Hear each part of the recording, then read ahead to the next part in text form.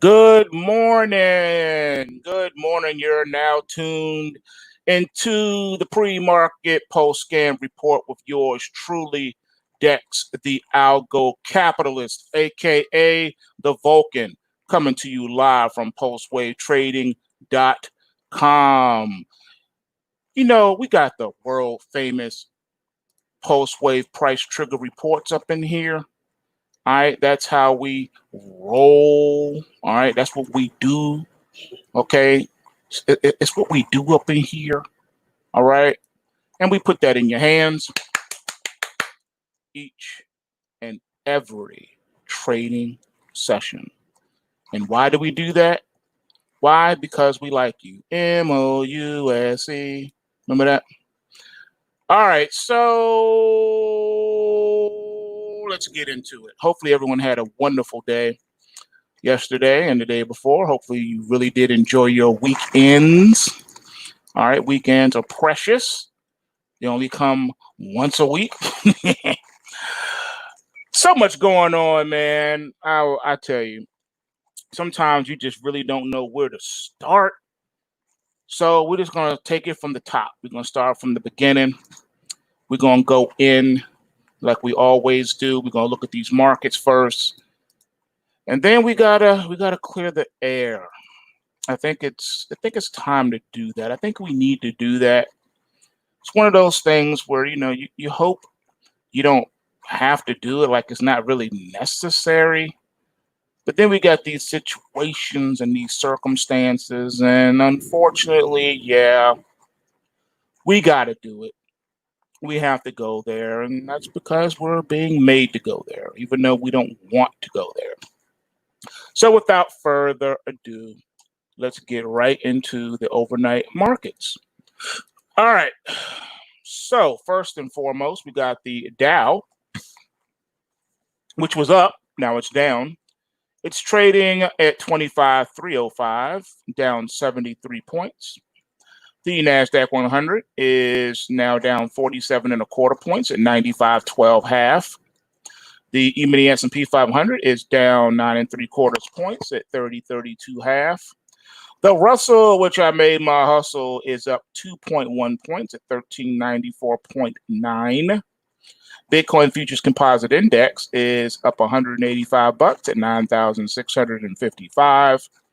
Nat gas off 8 cents at $1.76. Crude oil down 92 cents.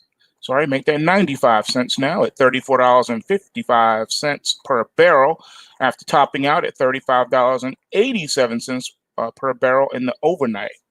The long bond is down a full point right now, trading at 177 and 12/30 seconds. Gold is now down $11.40 at $1,740.40 an ounce, after topping out at 1761. Hold on one second.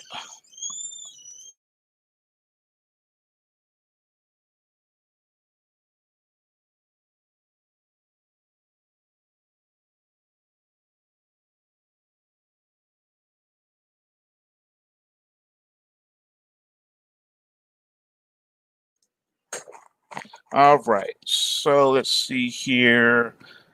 All right, silver is up a penny, trading at 18.51 right now. And we did top out at $18.95. And right now we pulled back to $18.52. The overnight low is $18.45. All right, moving right along. All right, the US dollar right now is off 14 pips at 98.20. It actually dipped into the 97 handle in the overnight at $97.85, pulling further away from that par handle. The euro dollar is up 8 pips at 111.09. Pound sterling is up 66 pips at 123.92. The Aussie dollar is up 57 pips at 67.17. Canadian dollar is down 48 pips at 137.31. Euro yen off 127. Nope, off two at 119.65. And the dollar yen is off 46 pips at 107.72. The Kiwi is off 19 pips and is at 62.26. All right, soybeans are off 5.5 points at 835.25. Corn is down 6 points at 319.75, and wheat is off 7 points at 513.75. So we're kind of all over the place, a little bit mixed. And that's because of all the plethora of news that is on and popping. It seems like during the weekend, that's when things like to jump off. All right, so I updated my positions in the trading room. If you guys didn't see it, I just took profit in all of the forex on flat forex now. Still holding the long silver futures and I have a long position in UCO that triggered. So I'm holding that one right now. We'll see what happens with that when the market opens. I didn't even think that one was going to fill. So we'll see. Sometimes these markets can get so volatile on you. And when you don't think something's going to actually fill, it fills. Let me just double check something real quick. All right, so 23.45. All right, looking at the overnight UCO now. Just give me a second. All right, we're trading between 23.49 and 23.51. All right, so this one is looking interesting.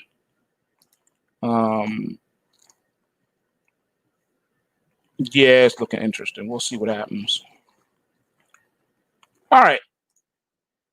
So in case you were like me and didn't really know what was going on, I try to veg out and not follow anything during the weekend. That's my time to get, relaxed and decompress from all the media and news and all that. So overnight news, we got global stocks pull back from gains on reports. China is halting key agriculture imports, such as soybeans from the U.S. Analysts think mass violent protests in the U.S. could also weigh on U.S. equity markets in coming days. Chinese manufacturing output surged the most in 9 years in May, signaling a coronavirus recovery. However, government data suggests that overall manufacturing activity contracted in May. Billionaire investor Alan Howard scored a 100% return for his hedge fund this year. The Breven Howard co-founder reportedly doubled his investors' money by capitalizing on the coronavirus sell-off in March. Facebook CEO Mark Zuckerberg committed $10 million to fighting racial injustice amid outrage at Facebook's handling of Trump posts threatening protesters. The social media titan staff have, in a rare move, spoken out against their own CEO. Very interesting. Wow. Lemon or not, Trump is stuck with phase one China trade deal. Trump has little choice but to stick with the first phase of the China trade deal, despite his anger at Beijing over the coronavirus pandemic. New Hong Kong security rules and dwindling hopes that China can meet U.S. goods purchase targets. See, this is where you have the unintended consequences of a situation where you shut down economies and then you kill off their citizens with a pandemic. Then you expect everything to go back to normal, but you're still in a trade war and you're still slapping tariffs on things. This is the unintended consequences of buffoonery. Straight up. All right, Buffett backed BYD, Beyond Meat, is set to supply electric vehicle batteries to Ford. No, that's not. Is that Beyond BYD? Is that Beyond Meat? I guess it is. This marks BYD's first known battery supply deal with a major global automaker. Emirates president says it could take 4 years to rebuild network after virus hit. The Dubai-based airlines was flying to 157 destinations in 83 countries before it grounded passenger flights in March and has since operated limited service. Asian stocks are up. In Europe, Germany's DAX fell 1.6%, Britain's FTSE 100 rose 1%, and the Euro Stoxx 50 fell 1.4%. In Asia, China's Shanghai Composite rose 2.2%, Hong Kong Hang Seng rose 3.3%, and Japan's Nikkei rose 0.8% at the close.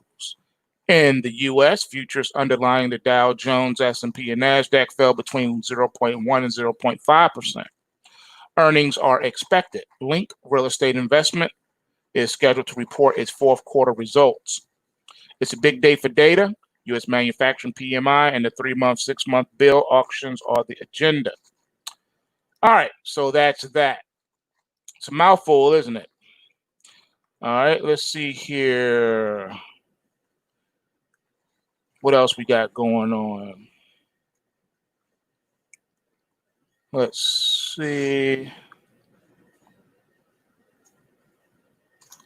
Give me just a second to boot some stuff up here.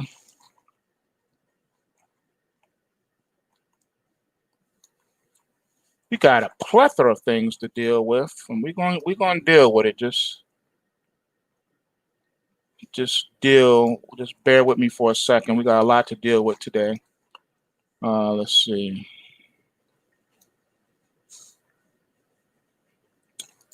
Very interesting day today.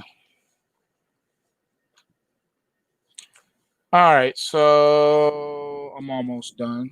A few other things I need to do, some housekeeping stuff here, so just chill out for a minute. Just hang out with me. All right, we're going to take this out of there. We're going to go over here now. All right, let's see what we got. All right, so this week, here's what the calendar is looking like. So today you got the market manufacturing PMI, ISM manufacturing index, construction spending. Those are due out at 10. The PMI is coming out at 9:45. All of this is Eastern Standard New York time, ladies and gentlemen. Tomorrow we got motor vehicle sales. Wednesday we got ADP employment report, market services PMI, ISM non-manufacturing index, and factory orders. And then on Thursday, we got initial jobless claims, regular state program SA, initial jobless claims total not seasonally adjusted, trade deficit, productivity revision, and unit labor cost revision. And then Friday, we got non-farm payrolls, unemployment rate, average hourly earnings, and consumer credit. So very big week for reports. All right, so big week. A lot of stuff coming out, so you got to take heed to that. You know what I mean? All right, let's see here. All right, we got so much. I don't know if we'll get into all of it.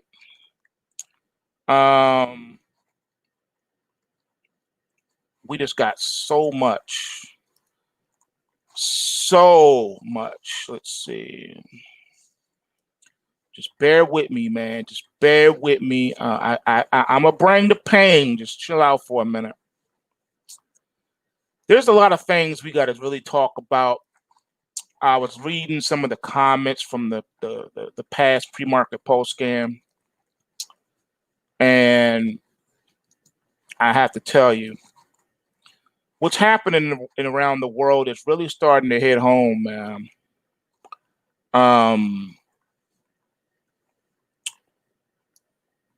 Yeah, this is just crazy. This is just crazy.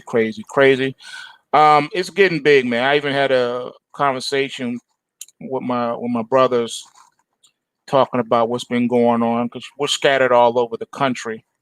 So we were able to give some perspective Very interesting, though, what's going on and how things are just all over the place.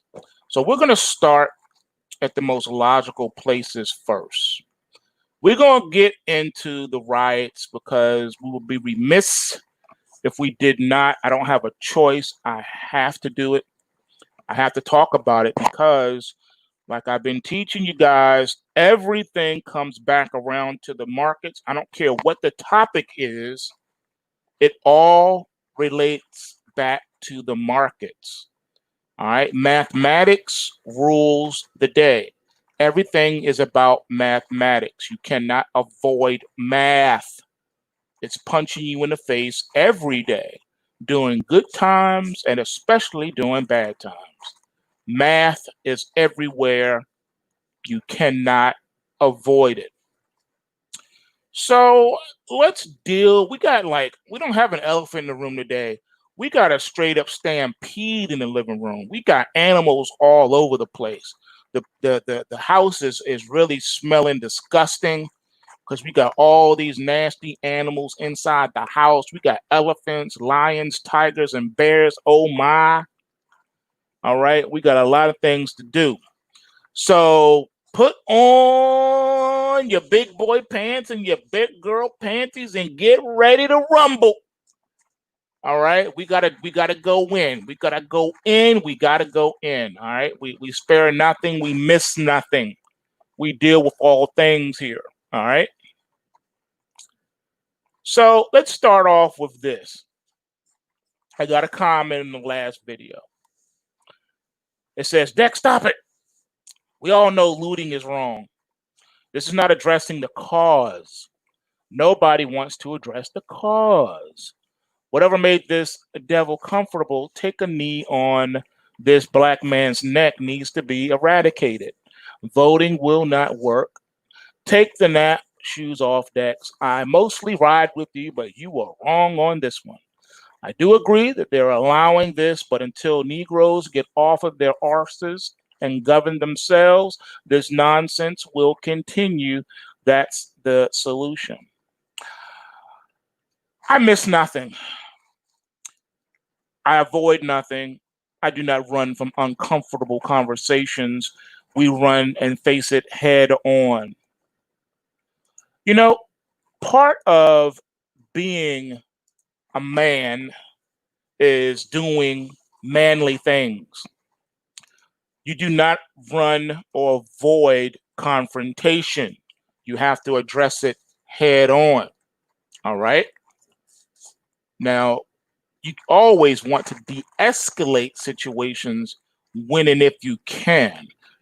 The smartest thing to do is always avoid physical fist fights if you can.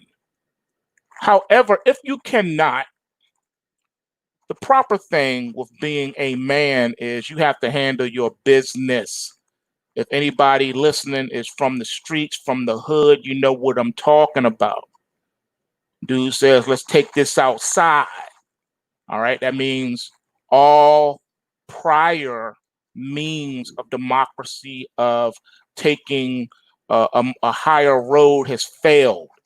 And now you have been invited outside. Dude has already walked away from you and is waiting for you outside. Now, if you do not go outside, you will be looked at as a punk, as soft, as moist, marshmallowy. All right? And you will never be able to raise your head up in the hood again. Even if it means you're about to take a butt whipping. You have to take that butt whipping like a man. You must stand up for yourself. You must defend yourself at all costs. Even if you lose, you will be highly regarded and respected, even if you get knocked out. People will say, yeah, dude got heart. He knew he couldn't win that battle, but at least he went outside with him like a man. He didn't run. He didn't cry. He didn't run home to his mommy. He didn't get his girl to defend him. He didn't do none of that. He didn't pull a gun out or a knife or a bat. He knuckled up. He knuckled up outside. You know, it's funny because at the end of the day, most of the time, that's how relationships are formed when it comes with men. Men will have a disagreement, argument, whatever. go outside, knuckle up, settle it, and then they'll walk back into the bar, cool, and having a drink together. And the next thing you know, they just become the best of friends.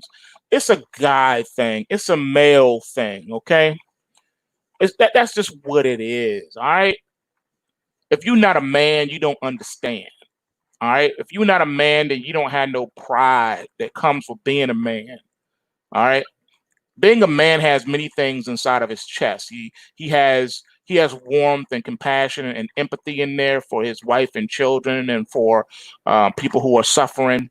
But he also, inside of a man's chest, is also a warrior.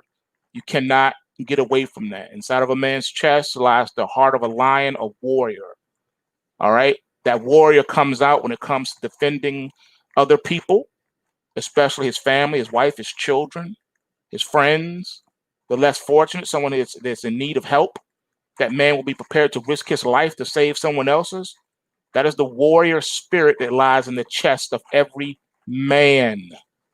All right. So with that, though, comes wisdom. And by any means possible, like I said, you always want to de-escalate a situation. All right. You do that through communication.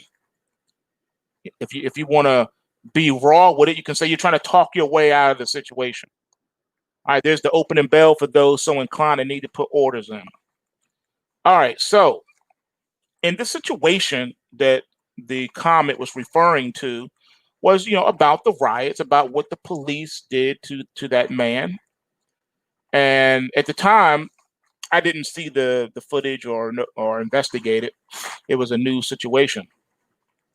But it's an all too common situation that's going on in the United States of America. The problem is not a racial problem.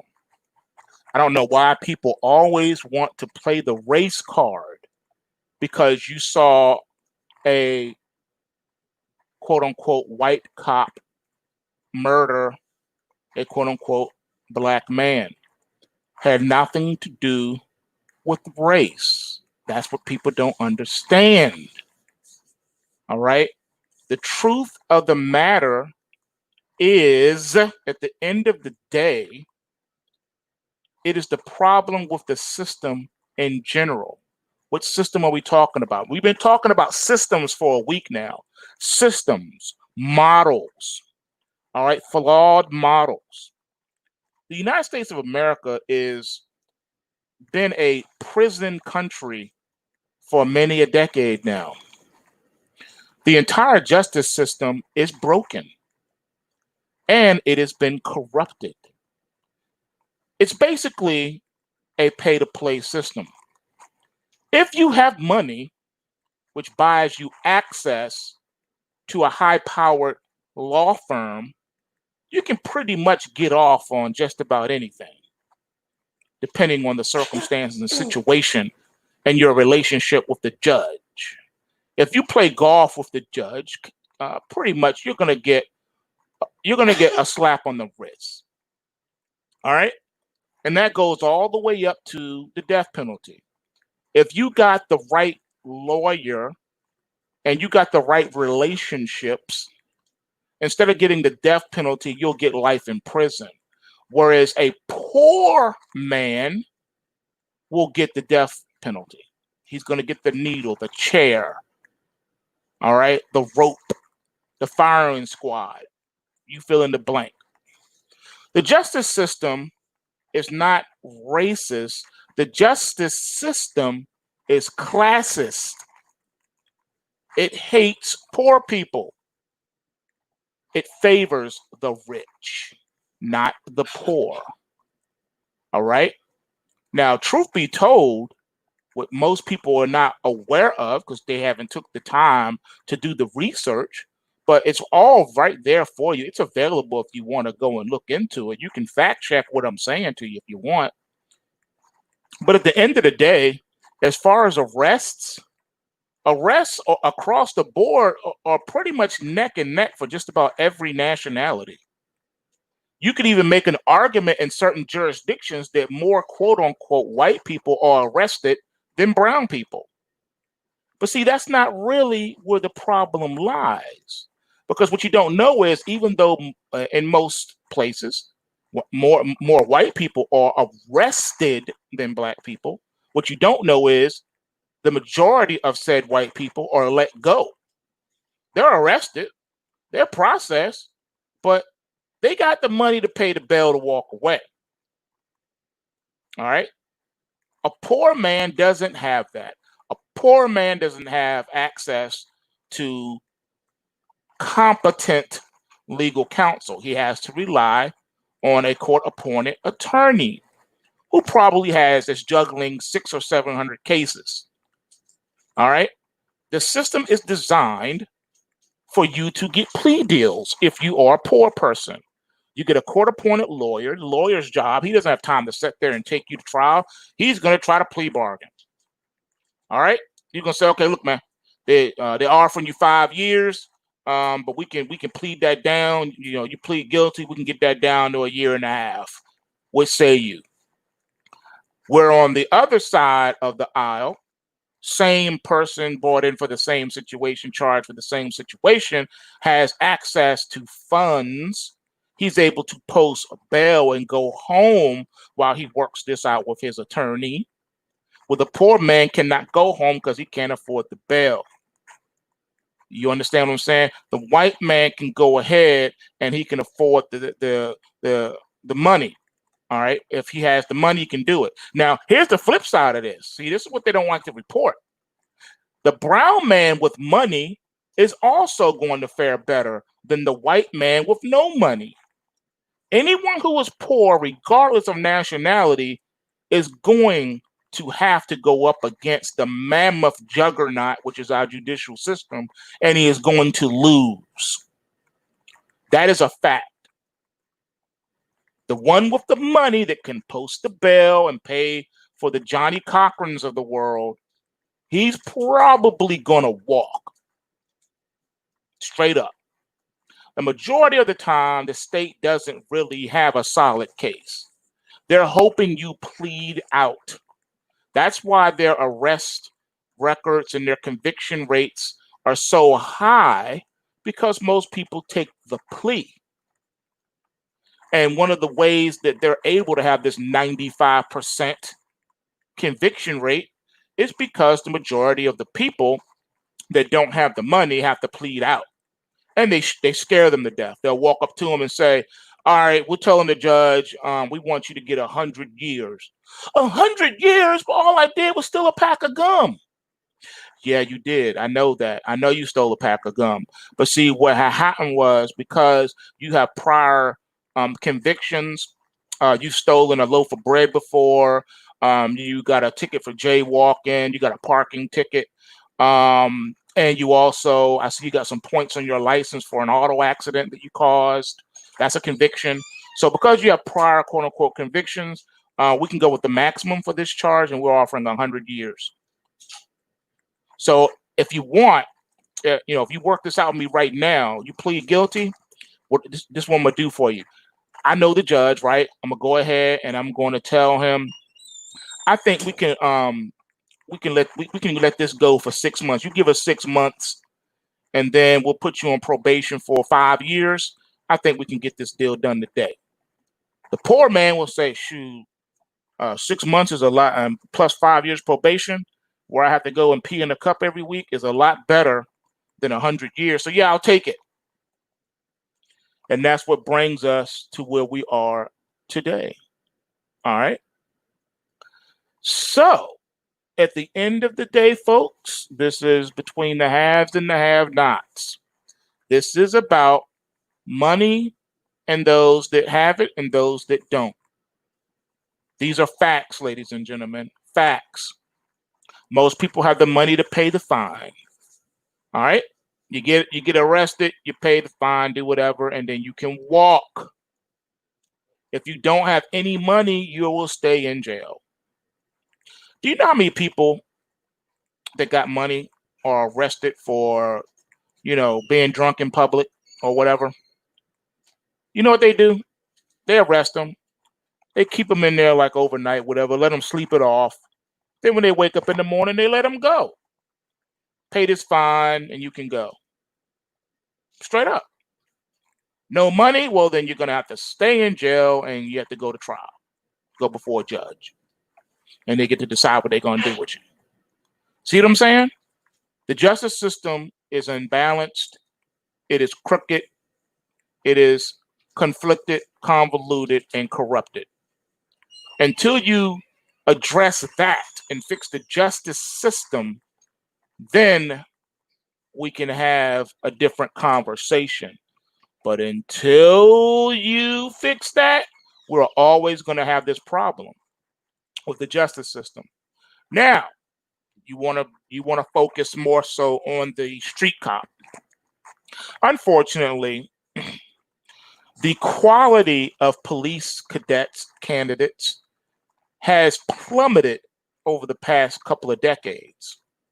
Standards for becoming a police officer have been way relaxed because they need bodies.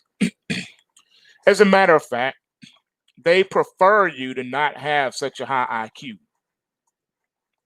They would prefer you to be a robot and do what you're told. They would prefer you to have some military experience and background. You say, oh, that's because, they've been through basic training and all that. They're no. That's not the reason. The reason why is because if you've been through the military, you know how to take orders. You've been programmed already to be a robot. I know people don't want to hear this. Why do you think the military is designed the way it is, especially basic training? Why do you think it's designed the way it is? Why do you think, look at what they're actually doing.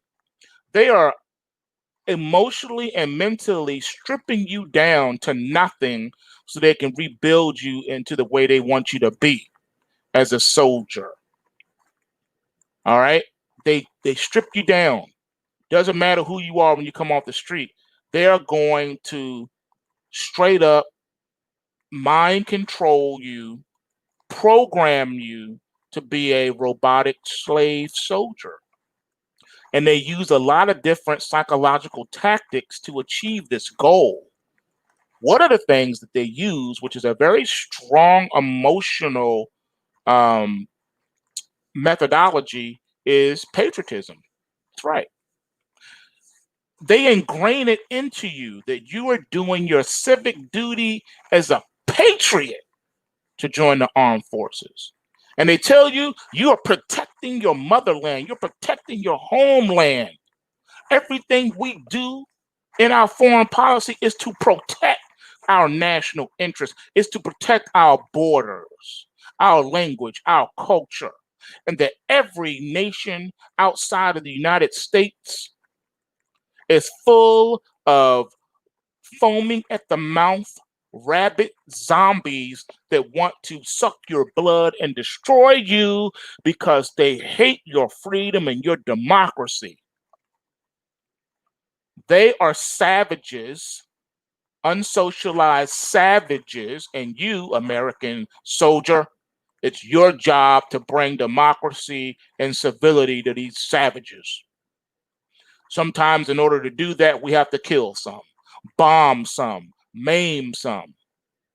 And yes, we have to occupy their lands because they don't know what to do with all those natural resources. So it's up to us to tell them what to do. Why do you think every war movie you've ever seen, they're always using racial epithets to describe the enemy? All types of words. All types. They demean the enemy. The enemy is really not a human. It's a Neanderthal. So when you shoot it in the head, you're not doing anything wrong. It's a zombie. And by the way, they have guns too, and they're shooting at you. So you're justified in shooting the daddy, the mommy, and the children, and the dog. You have to do this. Patriots, patriotism, USA, USA. All these trigger words that will set off something in your brain telling you that you are doing God's work. That is what this is about. All right? And what you don't realize is that you're being duped. You're being tricked. You are a pawn. You are not defending America. You are not doing God's work. What you are doing is the bank's work. All wars are bankers' wars. You work for the Federal Reserve, the central bank. You think that the president and the vice president and all these other people are your commander in chiefs, but they're not. They work for the bank. They are installed by the bank, the central bank, the Federal Reserve Bank. They own you. You follow orders from them. The civilian is over the military, not the other way around. Your general is not the one that makes the decisions. It's the civilian that's over him that makes the decisions. Your general has no power, just like your president has no power. How can a slave have power? Remember, the borrower is slave to the lender. The United States is bankrupt because they owe like $40 quadrillion to the Federal Reserve Bank, to the central banks, meaning that they don't make $40 quadrillion. They don't earn that in a year. They don't earn that in 10 years. Therefore, they are bankrupt. What do you call an individual, a corporation, or a country that owes more money than it has? You call that bankrupt. What do you call an individual, a corporation, or a country that can't even service the debt? You call that person, that country, that corporation bankrupt. When Mr. Homemaker can't pay his mortgage because his mortgage is one thing, but his income is far below that, what do you call him? Bankrupt. When your liabilities exceed your ability to pay, you call that bankrupt. Bankrupt. Deal with it. I'm not disrespecting our men and women who serve in armed forces. Some gave their lives even though they were deceived in doing so. Some were maimed and came back missing arms and legs because they were deceived in doing so. You weren't serving America. You were serving foreign interests, special interests. You were serving the interests of the banks that finance these wars. That's who you were serving. You were fighting for oil and for natural resources. You weren't fighting because someone came over here and bombed us. No one did nothing to us. When's the last time a foreign entity invaded the United States? When? Name it. When's the last time? You can't name it because it hasn't happened. No one did anything to us. No one came over here and blew up nothing or did nothing. They made you think and believe that they did. Remember, your president made a joke about it. So, what happened to them weapons of mass destruction? Oh, well, we thought they were there. I guess they weren't. Oh, well. He said that after we went over there and bombed hundreds of thousands of innocent women and children. Made a joke about it. We joke about going to foreign lands and assassinating their presidents. We make a joke of assassinating, setting presidents, kings, queens, emperors, dictators, whatever you want to call them. We laugh and make jokes about that. They demonize countries that they want to go in and rob their natural resources. They demonize them first. All right. And then they dehumanize them second. So that when they announce, oh, we've killed Saddam Hussein, Ooh, we have killed Osama bin Laden. Everyone cheers because you were led to believe that they were the boogeymen, that they were the masterminds of 9/11, that they were the masterminds of some atrocity upon American interest. That's another situation. You hear the word American interest and it goes in one ear and out the other. American interest is not the same thing of American soil. We're going over there and we're doing war on other people's soil. No one has done any warfare on our soil. Nothing has been proven beyond a shadow of a doubt. They don't even let you see their so-called reports. And when they do, it's not fact checked. There is no debate. There's no fact check. There's no live press conference where you have people sitting on one side and other people on the other where they're breaking stuff down. You don't have that. You don't have that at all. They tell you what they want you to know. They police themselves. That's what they do, and it trickles down to the state level. So the federal government, it has no commander, no one to answer to but itself. It polices itself. So the states do the same. The local police departments police themselves.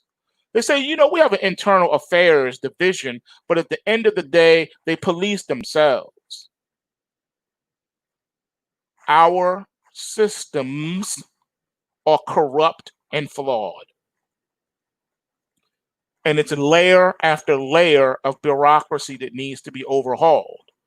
Everything now is national security or classified. They can classify a stick of gum. They can classify anything they want. All they got to say is national security. No one gets to fact check. How is this? Is this really national security? No one gets to say, well, hold on, wait, we're the police. We police this. You don't get to put this under national security. There's no third party organization that does any of that. And they say, well, if that happened, we wouldn't be able to get anything done. They make all these excuses why you don't have transparency in all branches of government. You don't and you won't, because it's corrupt and they cannot expose what they've been doing. People have been deceived in thinking that the United States is God's country, that the United States is holy, and that everything the United States does is of God, because we support Israel. Failing to remember that not all those that are of Abraham belong to Abraham. Did not Jesus say, just because you can trace your lineage to Abraham by birth doesn't make you a son of Abraham? Jesus himself said there's the physical line and then there's the spiritual line. If you obey God and do what he commands, then you are of the spiritual seed of Abraham. But just because you're the physical seed of Abraham, that doesn't make you holy or righteous. You need to check yourself before you wreck yourself. Jesus said this himself to you.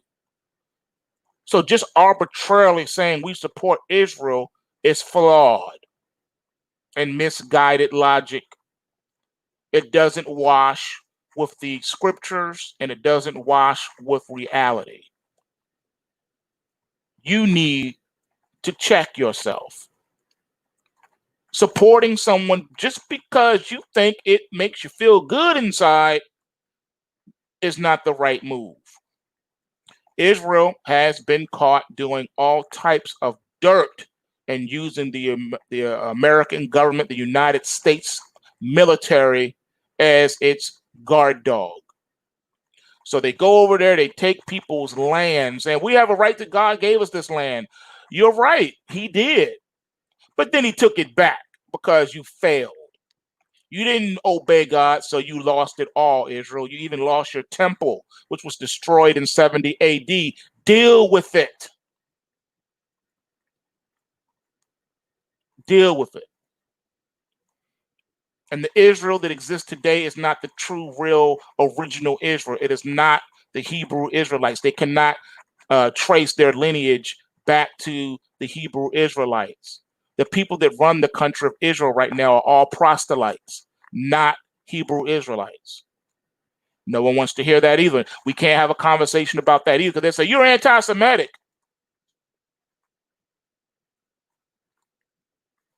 Who created the word anti-Semitic? And what does that really mean? Because if that's the case, then Jesus Christ of Nazareth was anti-Semitic. The Apostle Paul was anti-Semitic based on your loose definition of anti-Semitism. So it's anti-Semitism if you challenge the works of a people. And that leads us to what's going on in the United States. If you question or challenge a quote unquote African American, you're racist. If you question or challenge an Israelite, someone who lives in Israel, but not necessarily the lineage of a Hebrew Israelite, you're anti-Semitic. So you can't question anything. You can't analyze anyone because then you're a racist. If someone who is a member of the LGBTQ community murders someone in cold blood and you call them on that, they will say that you are gay bashing, that you're a homophobe. And now you're guilty of a hate crime because you can't question anyone that belongs to that community. Why? Because they police themselves. See where we're going with this? See where our problem is? Huh? Okay, let's deal with this, folks. Let's deal. See, you can't avoid pain. That's what the country's been doing. They're trying to avoid as much pain as possible. They don't want to take their medicine. It's better to admit that you have cancer so that you can treat it, not just ignore it thinking it's going to go away. You need to treat your condition, America. You have a condition. You need to deal with stuff. You really do. But they can't because America has been lost. America died a long time ago. The individuals that run the country now are not the individuals that you waste your time voting for in November. They do not run the country at all. They are all puppets, spokespeople. They do the bidding of the real people that control the country, the bank. The bank controls the country. The Federal Reserve controls the country. If the Federal Reserve was taken out of the picture, removed out of the equation, you would not be having all these wars. If you remove the central banks off the face of the earth, you will not have all these wars. You won't have all this profiteering. You won't have this military industrial complex. You won't have it. The problem is the Federal Reserve. The problem is the central banks. They are the problem. Ever since it came into being in the 20th century, there has been nonstop war proliferation all over the earth. There has been unmitigated warfare. And they've been using psychological propaganda to control the masses with their mainstream media. The mainstream media has been co-opted. It's been taken over by the deep state, which is run by the central banks. That's why you hear parrots speaking when you listen to mainstream media. They are parroting word for word, reading from a monitor, giving you the news from a monitor. Anything that has been written down means that it has an author. Someone took the time to write this, to feed the information to the local outlets. So the mainstream media is a mouthpiece, a parrot for the government. They control the mainstream media. They control the narratives that they want you to hear. There's no deviation from those narratives. Now, they've been preparing you with this by using this process. Guess what they prepared you for? Without anyone even noticing, without anyone even being suspicious, you woke up one morning and you were already under the one world government and you just didn't realize it because they pulled the okey doke on you. They used this COVID-19 to roll out the last pieces of the puzzle that they needed. But have you not been paying attention? We're already under one world government. And next is coming the one world currency. One world government is already done. It's done. You missed it. You weren't paying attention. Think about it. You can't get 10 people in a room to agree on where to go to lunch. You can't have peace in the Middle East. People have been aspiring to get peace in the Middle East for centuries. But all of a sudden, we can't get peace in the Middle East, but we can agree in the Middle East. We can all agree on COVID-19. Every country on the face of the earth agreed with COVID-19. Every country on the face of the earth was parroting COVID-19. You would think that all the nations were part of the mainstream media because they were all parroting the same exact phrases, the same exact talking points. They were parroting unanimously. Nations who said they don't trust each other, nations that have bad blood, civil wars and infighting and all this other stuff. Notice how you didn't hear about no skirmishes, all firing, ceasefire. Ceasefire was all over the earth. Everyone ceased fire. If there was in war, if there was conflict, it was over. If there were protests, it was over. Everyone agreed 100% on what to do about COVID-19. Everyone agreed 100% unanimously about COVID-19, what to do about COVID-19, the origins of COVID-19, what it is, and how to treat it.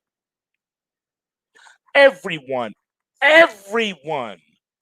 parroted the same information about COVID-19. Every country.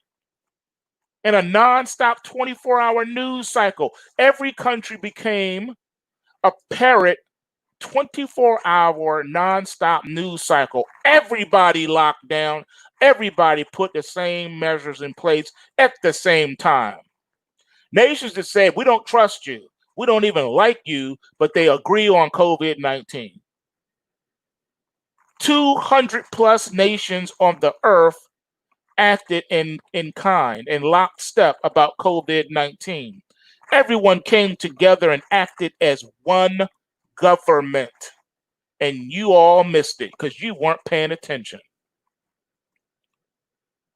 That's right, ladies and gentlemen. You have been hit with the okie doke. You woke up to one world government. You are now operating under a one world government. All right? Straight up. One world government is what we are operating under right now. Everyone under the sound of my voice is operating under a one world government. COVID-19, ladies and gentlemen, one world government. The next phase is the one world digital currency, and it is coming. It is coming. It is on the way. It is around the corner, ladies and gentlemen. They got you when you wasn't paying attention. One world government. Why do you think things have been going the way they've been going? It's not an accident. How many people knew this dude that got murdered by the police? How many people walk past this dude every day and didn't even say, good morning, how are you doing? Hello, how was your day? Have you eaten today? Do you need anything? Are you okay? How can we help? No, not at all. Most people who knew him didn't even give the man the time of day. They didn't have two sentences to say about the man. You're not hearing nothing about his life because people don't know him. Never let a good situation go to waste, ladies and gentlemen. All of a sudden, people who never met this man, who don't even know this man, have now decided, hey, this is a good time to riot. That's what you think, right? No, no, and no. No. George Floyd is being used to show you the next round of one world government. Everyone thinks that it will never happen. That will never happen, but it's happening. Now they're flaunting in front of you the hive mind, the Borg. Again, you've been duped again.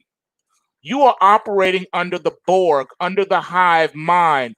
Everyone, every city in the United States, every state in the union is rioting and protesting for a man they don't even know and never met. Everyone agrees on how to handle this situation. I know. Let's riot. Let's protest. This is a good time to protest. As if the police just started doing this. As if the militarized police just started acting like this. The police have been militarized for years now, and no one has been protesting. I didn't see all the states in the union protest simultaneously. I didn't see that. Not at all. Not at all. But right now, all of a sudden, out of nowhere, this is a perfect time. Let's protest and let's riot. Everyone agrees on this issue. Everyone. Unanimous. It's not even a debate. It's just wide open pandemonium and lawlessness. Straight up.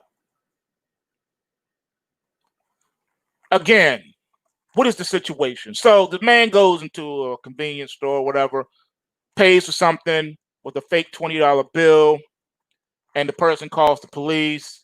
The police show up, kill the man using brutal military type tactics, and the man dies. They ignore him saying that, hey, I can't breathe, and he dies. Straight up. Next thing you know, the United States is erupting in protests and pandemonium. Now, I thought you said we had to use social distancing. Well, it's funny because people are protesting now. Now, I know what you're going to say. Well, they got on gloves and they got on masks, so they're going to be fine. No, no, no. What about the man on the plane? What about the immunologist on the plane who did all of that and still got COVID-19?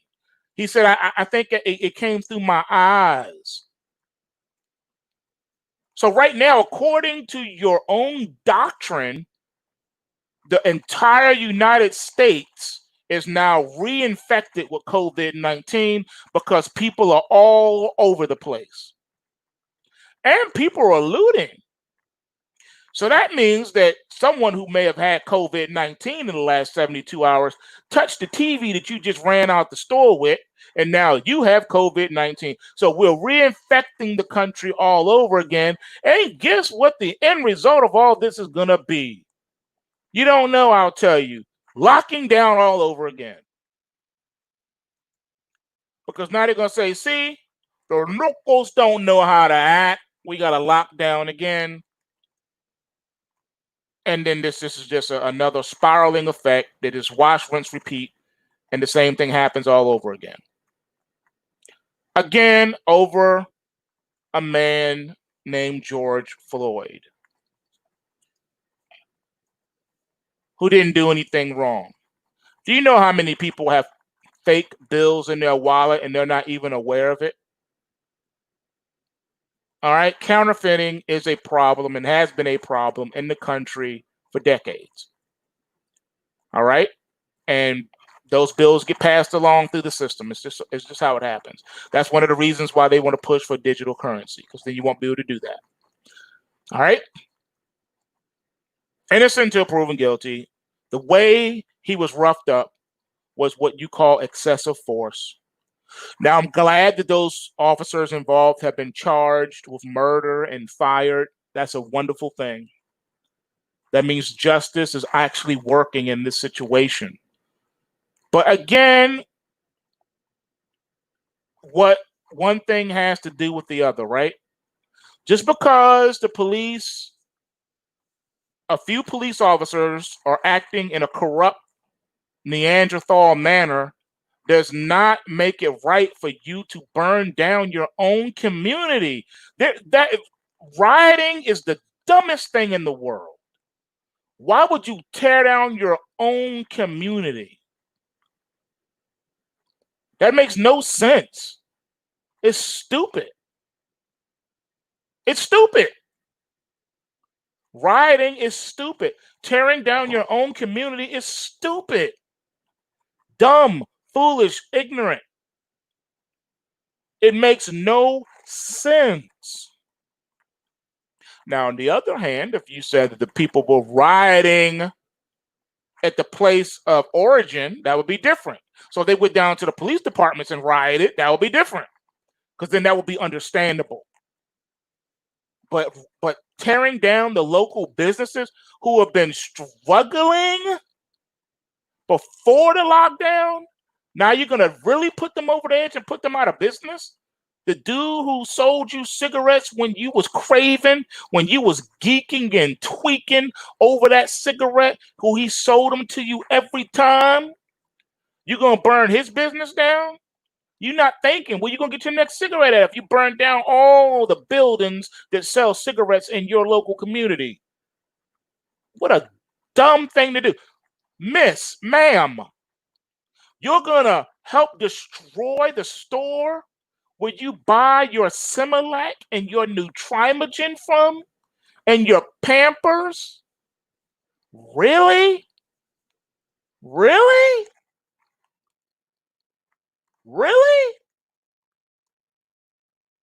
So what is your baby going to drink? Because the store that sold you the Similac, the Nutrimogen, you just burnt it down. Where you going to get your stuff at? It's absurd. It is ridiculous, and it is insane. It's stupid. Everyone forgot about COVID-19. Forgot all about that. It's stupid. It's insanity. What you're seeing is insanity, but you're seeing the hive mind. That's the messed up part. You're seeing the hive mind at work. Everyone is agreeing to protest and or loot and riot. And in some cases, they're doing both. All right? Tell me where on the spectrum of intelligence this makes sense. It makes absolutely no sense. You're looting and rioting in your own community.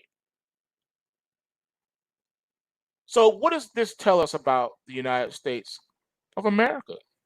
It's showing you. It's showing you. It's showing you that this is the result of the public education system. This is what the universities are turning out.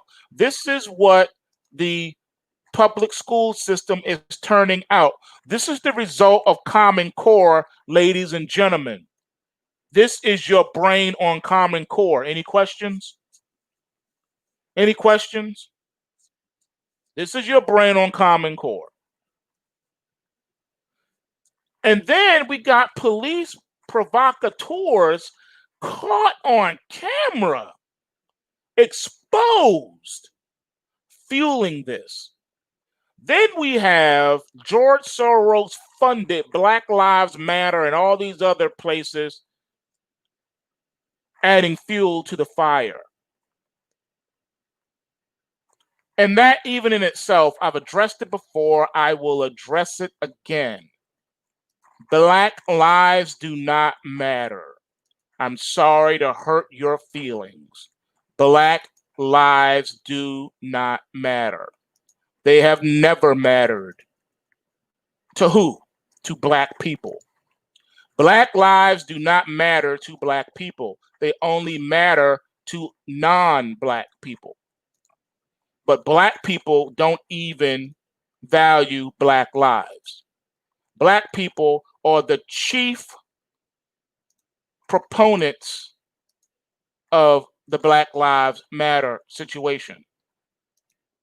Black people kill more Black people than white cops. Can we deal with the facts? Can we deal with the facts?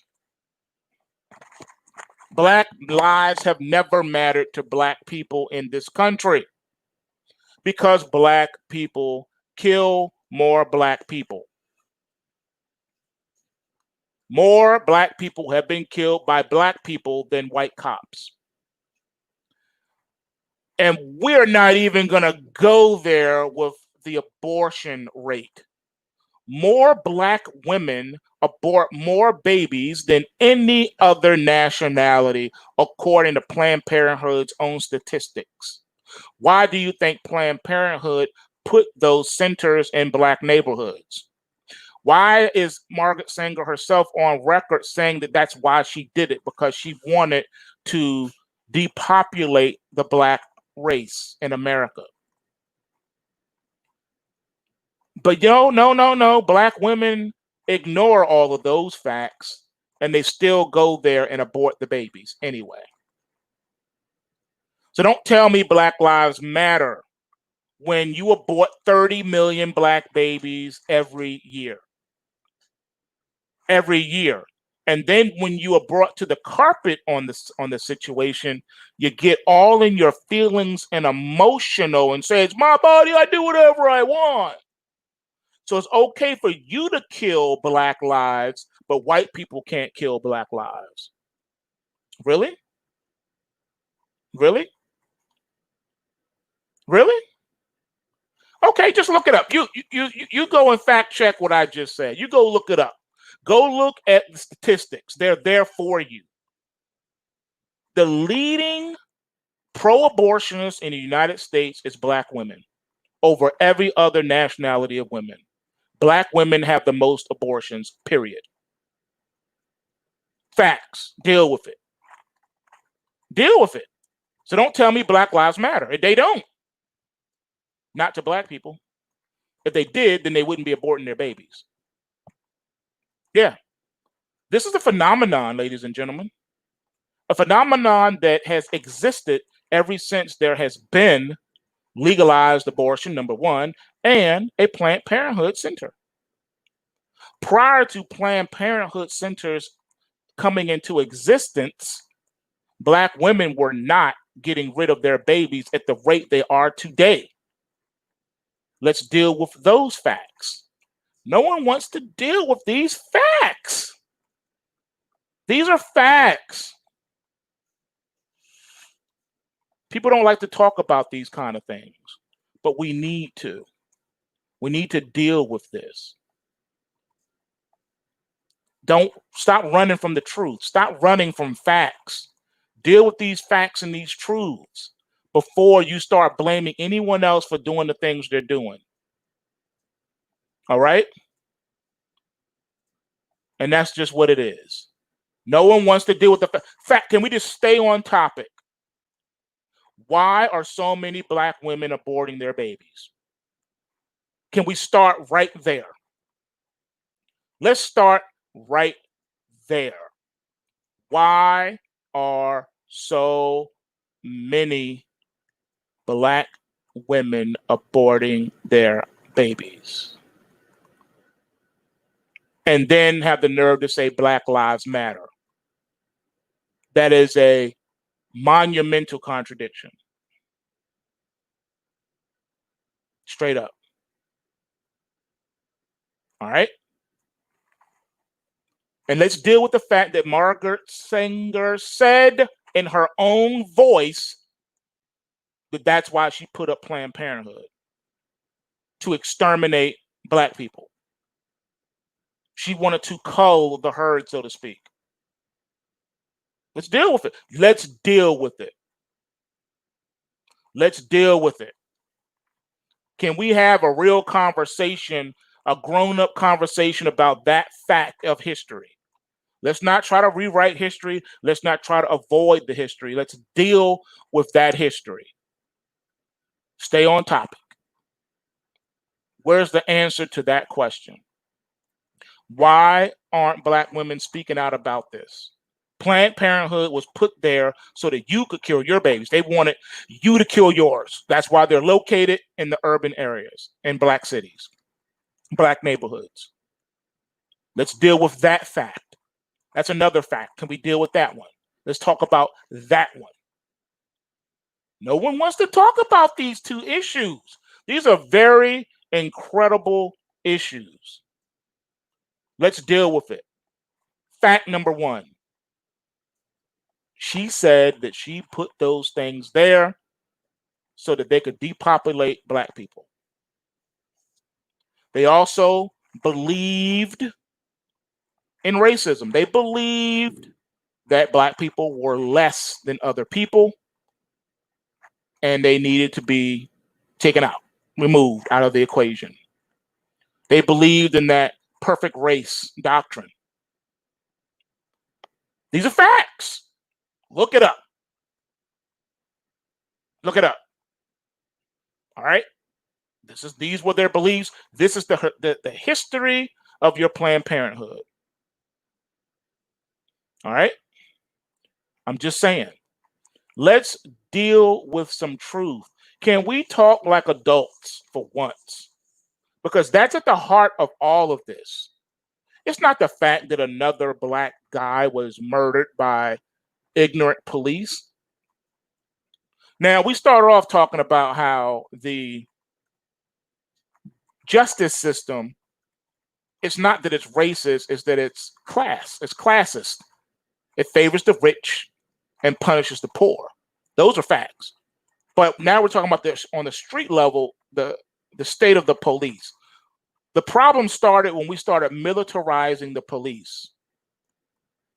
The problem starts at the police department level. Why are they recruiting people that have mental issues? Why did they lower the standards of police? Why are they hiring people that come back from military that may have post-traumatic stress disorder? Let's dig into that one. Let's ask that question. Why are they doing that?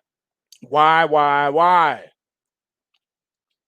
Why do they lower the standards on the IQ test and everything else for police? All right, that's the first level we got. That's the first hurdle we got to get to. Why are they hiring people that they know that can respond like robots and not think like rational people? So we deal with that first. The second situation that we have in the local police departments is the police academy itself. Do you know what they teach at the police academy? Do you know what they teach?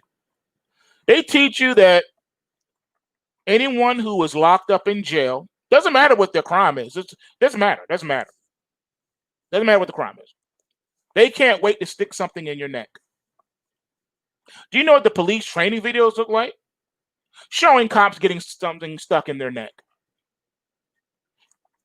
And it starts with the traffic stop. The traffic stop is the most dangerous part of the police officer's job because according to the training material, as soon as you walk up to the car at that angle at the window, they got a long screwdriver or a ninja sword that they can't wait to stick in your throat. That is the training at the police academy level. That the people that you are policing cannot wait to stick something in your neck. I've seen the videos myself. I know what I'm talking about. It is what it is, ladies and gentlemen. You are the enemy. The American citizen is the enemy. They cannot wait to stick something in your neck, Mr. Officer or Mrs. Officer. Why do you think they wear bulletproof vests too? To protect them from being shot, because everyone wants to shoot you, Mr. Officer. If you don't wear this riot gear, if you don't put on your fatigues from when you was in the military, if you don't get suited up right, you ain't gonna make it home, because they try to kill you. They're gonna kill you. You ain't making it home. Routine traffic stop, you get the shiv in the neck. All right? The enemy combatant is the American citizen. The traffic stop is the most dangerous part of the police officer's job, according to the training material. Most officers who are killed in the line of duty, it happens during a traffic stop, according to the training material. Straight up. Not only that, but they are trained and told to de-escalate situations when it is appropriate to do so, when they can. You always want to de-escalate. But they're also trained to escalate situations. Did you know that? Officers are also trained to escalate situations. So let's say a person is mouthing off at you and not following your instructions as an officer, then they're trained to escalate that situation to the next step and continue to do so. Because they're afraid you're going to stick something in the neck. That's what it boils down to. And another thing that most people aren't aware of is the charge reports. When they're charged, when you've been arrested and they're charging you. Okay. Do you know that one of those charges is called uttering? It's a charge called uttering. Basically, when you're talking back or mouthing off to an officer of the law, you can be arrested for that, and they can charge you under what is called uttering, murmuring and uttering. That is an actual charge, uttering. Did you know that? Uttering, mouthing off at the officer is an offense. They can get you with uttering, and you can be arrested. Most people don't know that. You no longer have free speech once you are encountered by an officer of the law. When you are in that encounter, your free speech goes out of the window. Your free speech has been suspended. Whatever you say, if they don't like it, you can be arrested for uttering. Look it up. Look it up. Especially if you're in the Maryland, DC, Virginia area. Look it up. Straight up.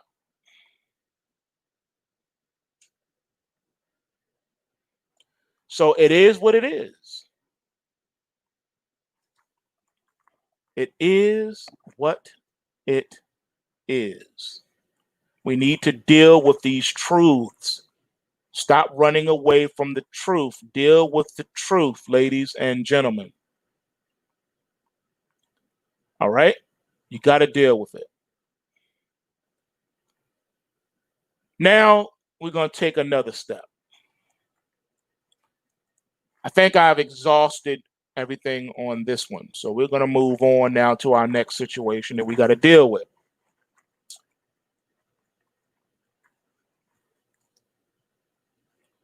Mystery surrounds why an anti-malaria drug is not being tested as a COVID-19 treatment in combination with zinc, which doctors says is crucial for efficacy.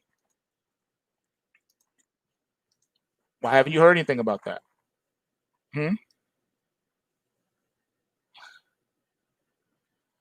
President Trump revealed he was taking hydrochloroquine, or HCQ, alongside zinc after reports that many doctors are doing the same to help ward off COVID-19.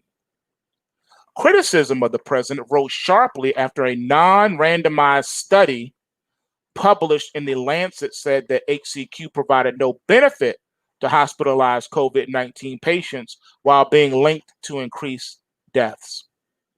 What the mainstream media did not point out is that the Lancet study failed to test HCQ with zinc. Other experts have found zinc to be vital for the efficacy in this context. Zinc, available as an over-the-counter supplement, has long been seen as immune system booster that helps develop immune cells or antibodies and can strengthen the body's response to a virus. American infectious disease specialist Joseph Ramian explained that in relation to COVID-19, zinc does the heavy lifting and is the primary substance attacking the pathogen. HCQ is said to work as a delivery system for zinc in fighting coronavirus. Ironically, the Lancet study came out at the same time as it was reported that India's premier health body had expanded use of HCQ as a preventative for key workers following 3 studies showing positive results. Conflicting reports and political axe grinding have thickened the fog of war on this, but we know a number of things. First, HCQ has been around for decades and is safe treatment for malaria and other conditions, including lupus and arthritis, as the BBC has acknowledged. Second, many doctors and India use HCQ as a preventative measure, as President Trump is now doing. A survey of doctors by a leading American physician staffing firm found that 65% would give HCQ to their own family members as a prevention or treatment. The UK is now conducting trials into whether HCQ can help prevent COVID-19. Results are not expected before the end of the year, although there will be results sooner from similar trials in the US. Third, international experience suggests HCQ can be effective in tackling COVID. Reports from France, Italy, and Spain point to positive results from the use of HCQ, while a number of other countries are seeking success, including Turkey, Costa Rica, Algeria, Belgium, and Bahrain. Bahrain. This month, a Shanghai-based doctor reported that in China, a combination of zinc, hydrochloroquine, and the antibiotic azithromycin has been able to save coronavirus patients. Save coronavirus patients. And last, many prominent Americans are taking HCQ to treat COVID-19, and they are recovering.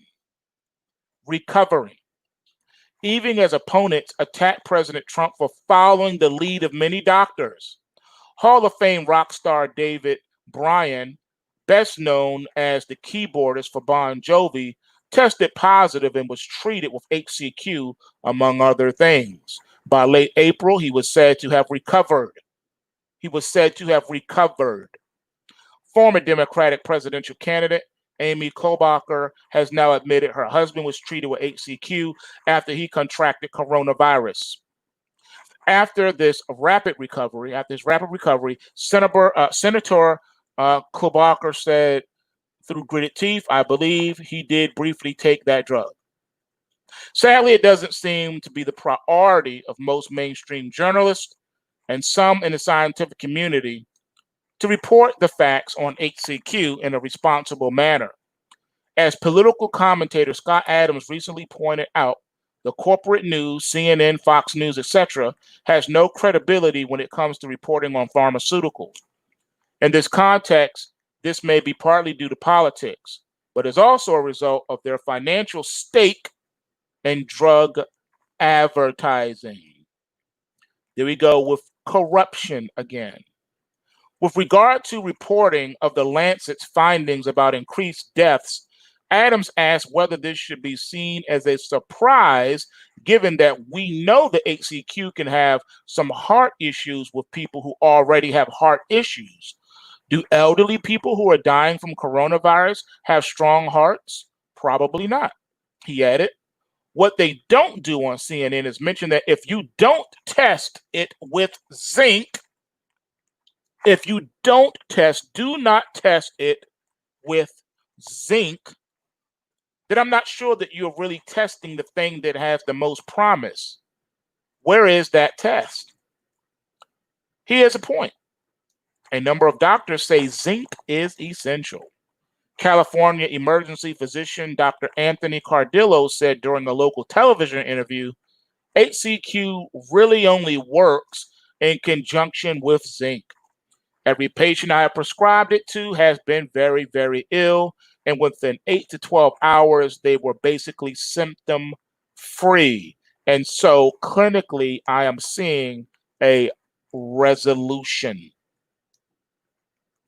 The frontline experience was backed up by a study by the New York University Grossman School of Medicine published this month. It found that those receiving the triple drug combination HCQ with azithromycin and crucially zinc were 44% less likely to die compared with the double drug combination, i.e. without zinc. As the study notes, this study provides the first in vivo evidence that zinc sulfate in combination with hydrochloroquine may play a role in therapeutic management for COVID-19. The above makes the question of why zinc was not used in the Lancet study more baffling. And why don't the media note that the combination of zinc and HCQ is crucial?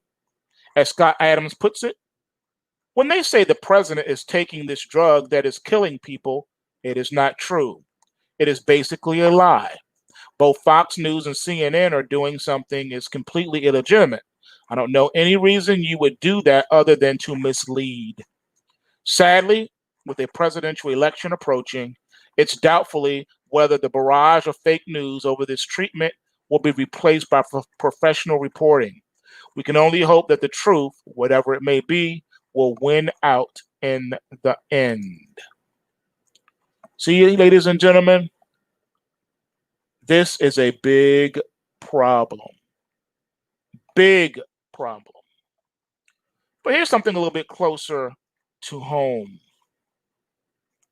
In a world where hotels and restaurants already face a dismal future, a new study has found that nearly 2/3 of publicly traded restaurants are at risk of bankruptcy as the COVID-19 pandemic batters the industry. The odds of failure are even higher for small companies and restaurants that specialize in dine-in. Consulting firm Aaron Allen and Associates said in an analysis, it identified blooming brands, Potbelly and Chili's owner Brinker International Incorporated among those at greater risk, according to Bloomberg. It's really the full service model that's in the biggest danger. Principal Aaron Allen said, some of those that are in casual dining, a lot of those had already been bleeding cash, bleeding locations. Wow, wow, wow, wow, wow. And while Americans are starting to tentatively venture out again and restaurants are seeing a modest rebound from rock bottom, according to open table data, I tell you, man, it's always something, isn't it? Check this out. Pretty much all over the place, you should see just the devastation in the restaurant space. The dining recovery may be slow with unemployment on the rise, cautious spending, and also ongoing concerns about health and safety. This leaves the restaurant industry already upended by broad stay-at-home orders that led to sharp declines in restaurant sales, facing a bleak future. One of the biggest challenges restaurants face, according to the study, is convincing Americans that it's safe to dine in. TGI Fridays is taking unusual steps to lure customers in, including renting including renting party tents to expand dining space to parking lots. When people are eating outside, they feel much safer, CEO Ray Blanchett said in an interview. Some of the stores in southern states already have patios, he said. Man, you guys, this is getting utterly ridiculous. Utterly, utterly ridiculous. 2 billion people worldwide set to lose their jobs within the next couple of months due to the pandemic. Study says 10% of global workforce likely to work remotely forever. Forever. More than half of the world's workforce, nearly 2 billion people, risk losing their jobs or moving to part-time work in 2020 as a result of the economic fallout from coronavirus outbreak shutdowns. That's according to a study by the Boston consulting group BCG, seen by RIA Novosto. It's hard to overestimate the radical changes in the global workforce due to the crisis caused by the outbreak of COVID-19 lockdowns. Estimates by the International Labor Organization that global labor income losses will reach $3.4 trillion this year alone. In the next 2 or 3 months, 1 out of 6 people in the world will lose their jobs, with the unemployment rate to exceed 17%, said the authors of the research. The impact of the crisis in the labor market will vary greatly across industries, with most of these directly affected by our quarantine measures to be hit the hardest. According to the BCG analysis, more than 80% of all the layoffs in the world are likely to occur in the non-food retail sector, manufacturing, hotel and restaurant business, tourism, and construction. We expect that the world's unemployment rate will start returning to balance by the end of 2020. However, the pandemic has already launched the process of long-term structural changes, from flexible and remote work schemes to accelerated automation, and these changes will affect up to 1.5 billion jobs over the next decade. BCG estimates that by 2030, automation will put 12% of existing jobs at risk, and about 30% of jobs will require complete new skills. The study also indicates that more than 10% of the global workforce is highly likely to work remotely on a permanent basis, while for office workers, the figure could reach 30%. BCG said that in order to prevent the collapse of supply on the labor market, support measures should be provided by governments, from subsidizing salaries and expanding social protection to financial and tax exemptions and temporary redistribution of employment. Very interesting. We went from redistribution of money to now employment. I have to say, ladies and gentlemen, it is looking incredible. I don't know if there's anything that can really be done about that. At least not in my lifetime can I remember a time. Do you remember the time? I can't remember a time where 50 million jobs were lost in the US only to be recovered. I don't understand. I do not understand. I just don't. I don't. I don't know how they're going to do it. And to be honest with you, I don't think they can do it. Just being honest, being 100% honest, I do not think they can do it. I just don't. I don't think they can do it. It's really, really, really, really, really crazy what's going on right now. And it's hard to believe that we're really seeing this in our lifetime. But let me prepare you for this. Regardless of what has happened so far, doesn't matter if it's real, fake, or otherwise, however you want to look at it. It is a situation where there is no recovery from. This is like the last leg. This is the last leg, everybody. I told you America's on its way out as a superpower. You don't believe me? Fine. How about this? How about this? All right. We're being told to prepare to see high prices at grocery stores, and it's likely that shortages may only get worse. If fear of COVID-19 can cause this much chaos for our food distribution systems, what will happen once a much more severe crisis hits the United States? Is anyone asking that question? Is anyone asking this question? Let's deal with it. Let's dive in. No more trying to stand up and walk around in 3 feet. It's time for you smaller people to go over to the 5 feet, hold on to the sides because you won't be able to just stand up in it. All right. And then for those of you who are more adept at swimming through all of this, it's time for you to go to 12 feet. All right. And do a cannonball off the diving board. You can tread water. You can handle it. Here we go.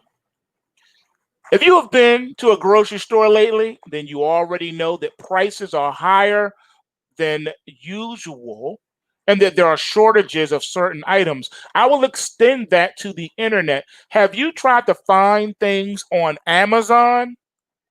Either the items no longer exist or the price for them is astronomical. I have seen prices for an Xbox 360 used for $500. Old gen. We got new gen coming out. We got new Xbox, new PlayStation 5 coming out. And people are trying to sell Xbox 360s old gen for $500. $500. If you don't believe me, do a quick search on Amazon, pull up Xbox 360 and see what I'm talking about. You want the 500 gigs or the terabyte if possible? Look how much they're charging for that. A system that came out, what, 2014 or 2011 or 2016? I can't remember what number it is. But we know that the system has been out for a minute and they want $500 for it. Many Americans have been assuming that as COVID-19 restrictions are slowly rolled back, that these shortages will eventually disappear. But now even the Washington Post is admitting that shortages may get worse in the weeks and months ahead. Of course, there will be plenty of food available in the grocery stores, but you may have to do without some of your favorite products for a while. Now, it's not necessarily plenty of food in the grocery store. Want to know why?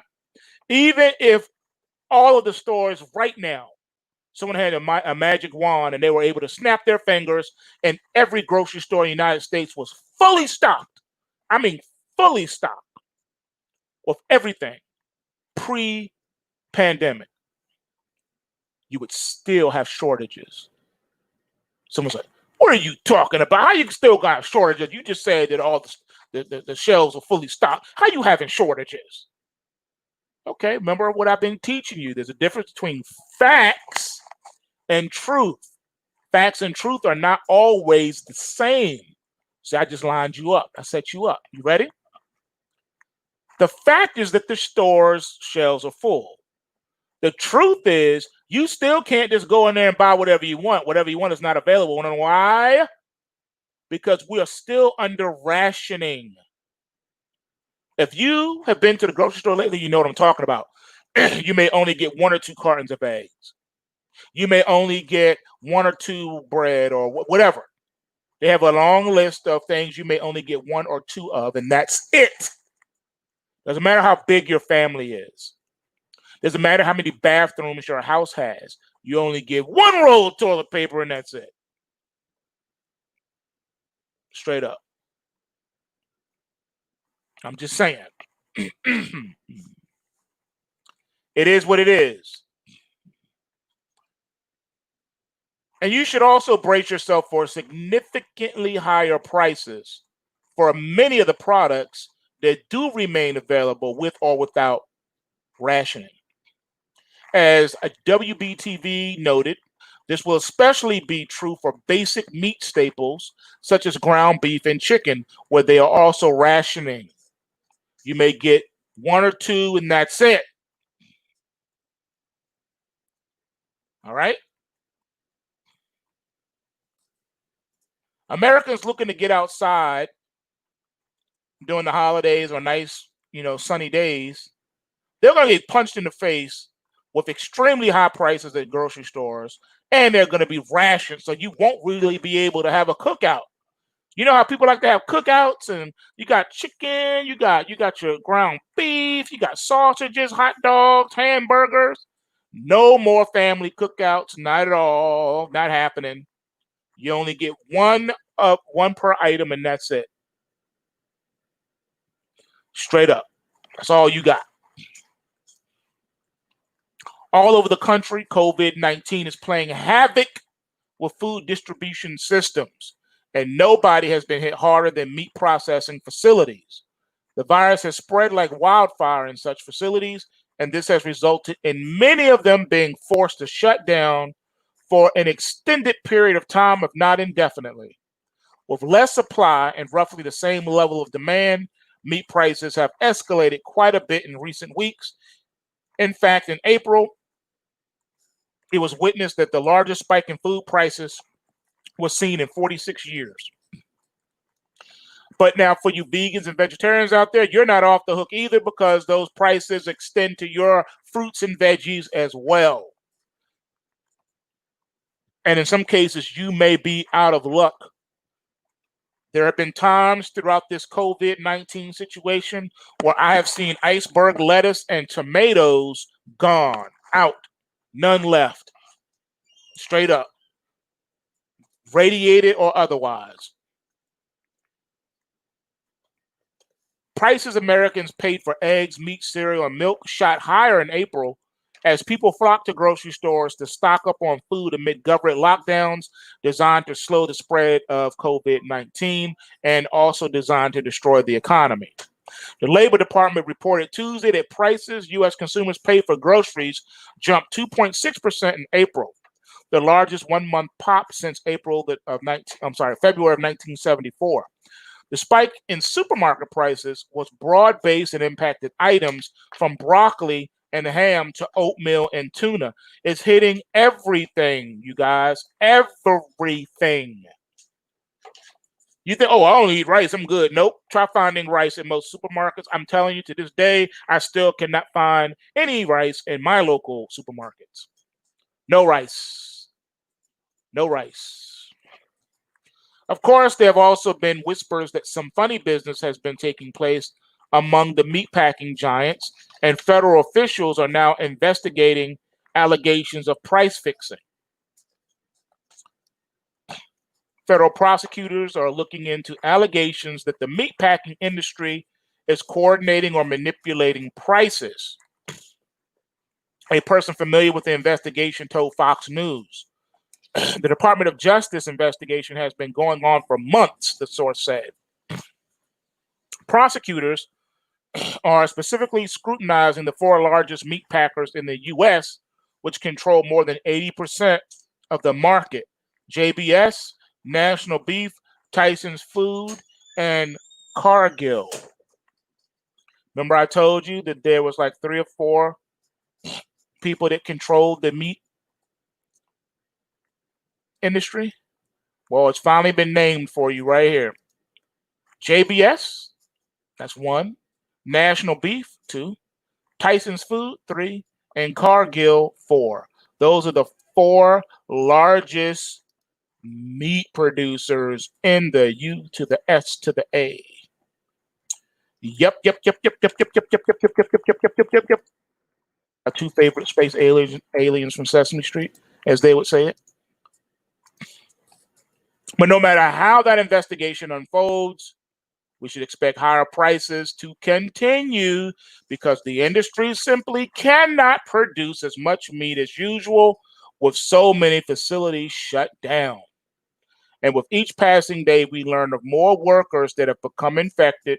In fact, 570 workers at a Tyson's food plant in North Carolina tested positive. You can't forget that one. Meat processing plants across the country are struggling with outbreaks of the coronavirus, and that includes the Tyson's Food chicken processing facility in Wilkes County, North Carolina, which we already know about. More than 2,200 workers were tested at the Wilkesboro plant, and 570 were positive. That means that would have went all up into your meat that you were eating. Ladies and gentlemen, this is a crisis. All right, that is worse than the COVID-19. And if that's not enough, if you're still not convinced, try this on for size. There will be a lot more rioting, looting, and civil unrest as the U.S. economy continues to crumble, and it has nothing to do with police brutality. So much anger was building up all over America during the so-called good years, and now this new economic depression is going to make things much, much worse. So the whole thing with the police brutality incident, that was just the last straw. That was the straw that broke the camel's back. What we've been witnessing on the streets of Minneapolis is just the beginning. Our nation is so deeply divided, and a large portion of the population is losing faith in the basic institutions that govern our society. I don't know how anyone can watch the video of what happened to George Floyd without having an emotional reaction. It's hard to watch. Police brutality has been a massive problem in the United States for many years, ever since they laxed on the qualification requirements to become a police officer, and ever since they started twisting the training of police officers. And it has gotten to the point where most of the country no longer has faith in the police. Remember the song, F the Police? Remember that? And boop, boop, that's the sound of the police. Boop, boop. Remember that? Of course, the rioters are not helping their cause by burning down the communities that they are supposedly defending. Most people call that a terrorist act. And after causing so much chaos on Wednesday night, protesters were back in the streets of Minneapolis Thursday, Friday, Saturday, Sunday. Protests, and in some cases, violence continued since Thursday. In the aftermath of the death of George Floyd, a black man who died in police custody after a white officer pinned him to the ground under his knee. Hundreds of protesters flooded Minneapolis streets Thursday evening for a march through downtown. Traffic was halted as a crowd of people stretched for up to 4 blocks. Protesters shouted, "I can't breathe," and "No justice, no peace. Prosecute the police. No justice, no peace. Prosecute the police. I say no justice, no peace. Prosecute the police." What you say? No justice, no peace. Prosecute the police. That's what they was doing. As volunteers marshal in highlighter colored vests directed by traffic. Now that's what you saw. But remember, there's truth and there's facts. Truth and facts. Facts and truth. Truth and facts. Facts and truth. Are you getting what I'm getting at? Are you understanding what I am saying to you?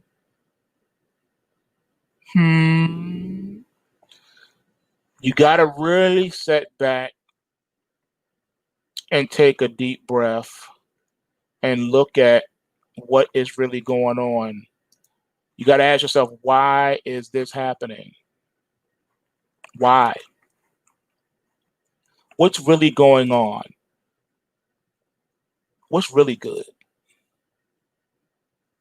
Because you're not going to necessarily be told exactly what's going on. All right?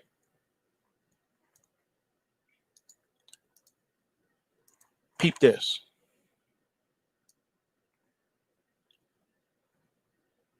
You got what you wanted in Minnesota.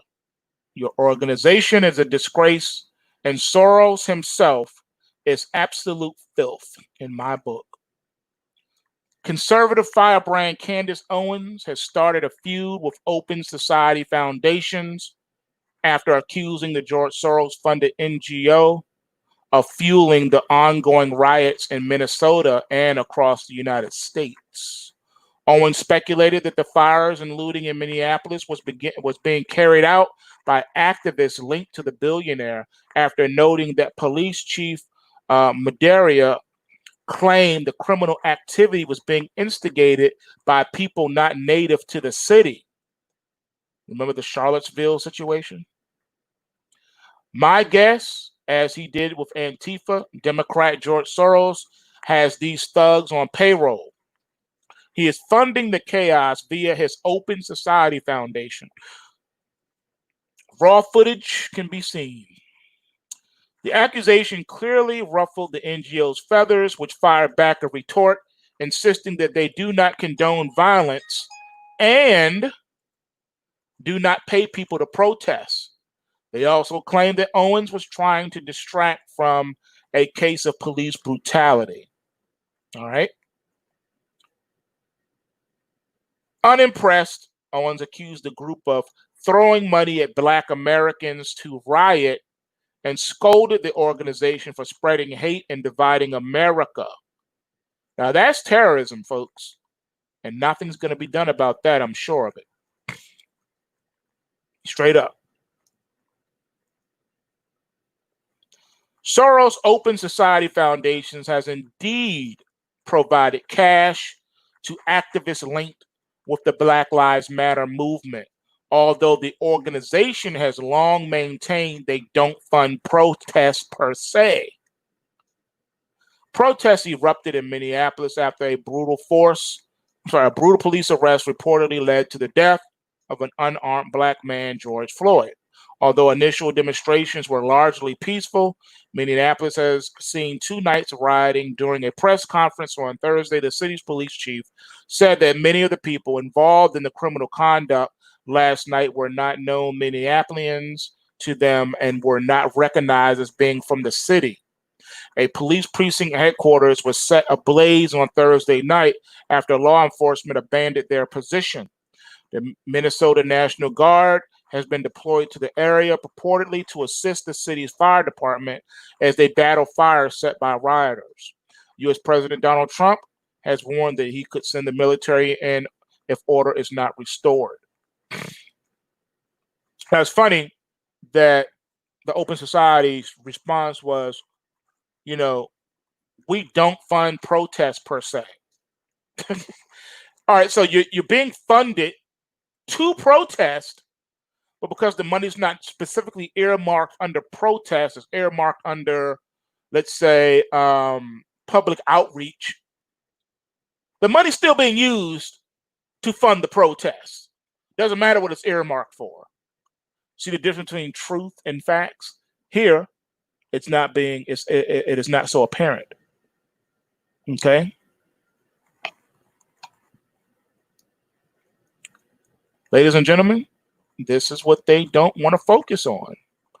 They want to stir up this because, see, if you're at war with each other, then you're not at war with the powers that be.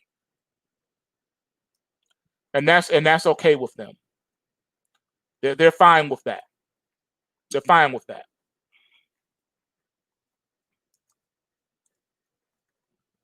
America is on its way out, ladies and gentlemen. They're no longer going to be the world superpower. You're witnessing the death of the petrodollar. Yes, you are. You don't want to believe it, but you are.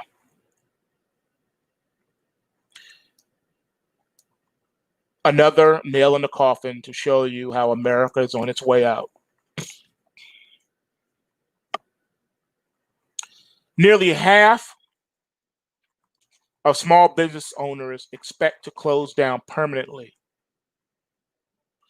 The mainstream narrative is not based on reality, ladies and gentlemen. You're hearing it first on this live, this PreMarket, PulseScan, this live commentary. You're hearing this live. It's not working. You're hearing it here first. I'm telling you what's going to happen. Listen to me. I'm trying to help you. Help me help you. You know what we do here at PulseWaveTrading.com. We all about these markets. That's what we do. I exist to help you make money so that if you lose your job or if you've already lost your job, you won't have to turn to the government for help. Now, if that's what you want to do, then you go right ahead on and you do that. But for the rest of you that actually have a grain of sense in your head, you need to go to PulseWaveTrading.com. You don't have any excuse anymore on why to put this off any longer. Time is running out. You need to defend yourself and your family, and you need money to do that. I removed all the hurdles. I work at McDonald's. I can't afford it. Yes, you can. You can't afford $9 a month to possibly generate 2 to 3 times your current income? Really? You need to recheck your priorities, ladies and gentlemen. The economy was booming. The stock market was setting records. Then coronavirus came along and government shut things down in an effort to minimize the pandemic. That led to massive layoffs and a nasty depression.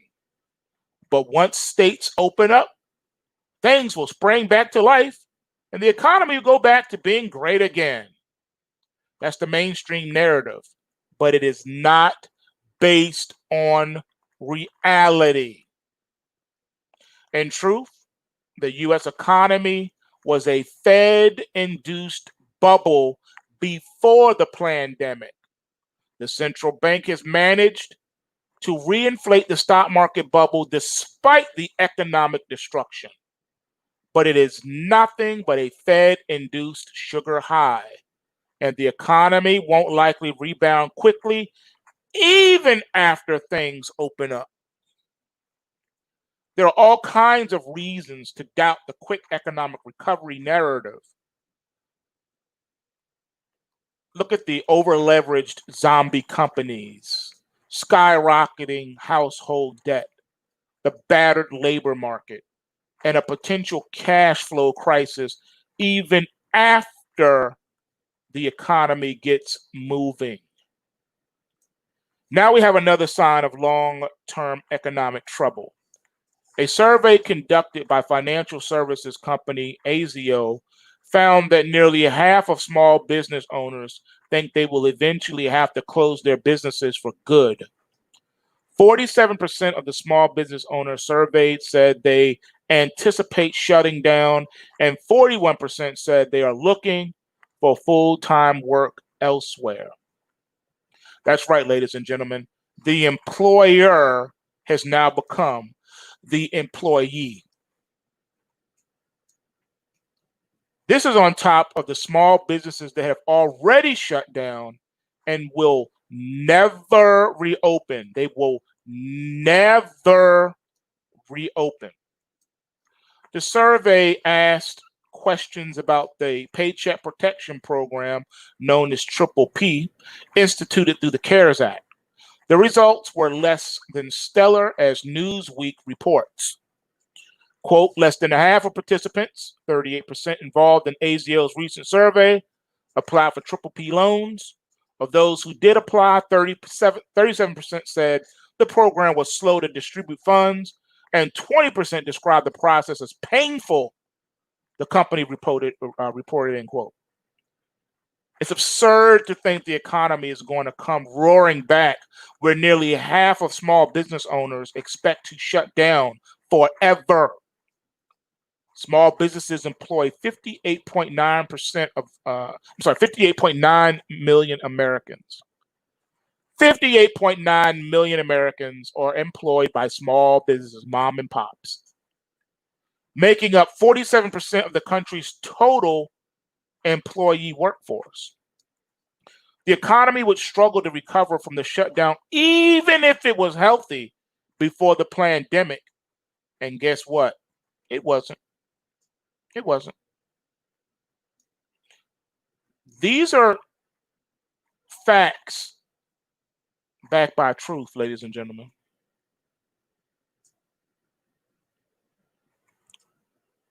America is on the cusp of self-inflicted economic collapse. Staggering national debt equates to about $100,000 of debt for every American.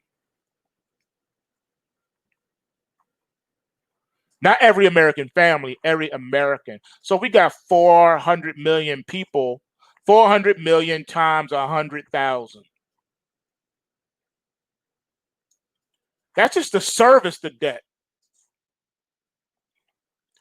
The current U.S. budget deficit could soon exceed a record $4 trillion. But like I told you before, it's more like $40 quadrillion. The massive borrowing is being driven both by prior budget and a hurdle effort by the Donald Trump administration to pump liquidity into a quarantined America. The shutdown has left the country on the cusp of a self-inflicted economic collapse not seen since the Great Depression. Americans may soon have to service a staggering national debt of about $30 trillion, nearly $100,000 of debt for every American. Democrats and Republicans can blame each other, but it doesn't save it.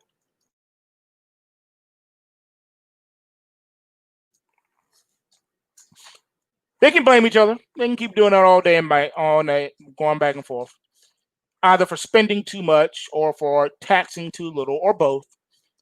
But both sides will agree that managing such an astronomical debt requires several frightening choices. One, Americans will be forced to live without permanent near zero interest rates, or perhaps even negative interest rates. That's right, ladies and gentlemen, negative interest rates is something in your future. It's in your future and you can't avoid it. It's unavoidable. We're already seeing how the current low interest rate that punishes all the people who are saving, everyone who's thrifty, everyone who put money away in savings accounts is being obliterated. Negligible interest rewards those who borrow, but forces savers to look for returns in volatile real estate or the risky stock market. It should be noted that all investing is risky, not just because they're risky for the sake of being risky, but individuals are risky because of their behaviors and lack of education. They don't teach economics in the public school system. In other words, there will be little interest paid out on the federal debt. The selling point for investors will be that the U.S. at least honors its bonds and debts and is safer than alternative global investments. Yeah, that is the fictitious belief system that is propagated. America will become a permanent debtor that avoids paying much interest to anyone who lends it, if ever, more money.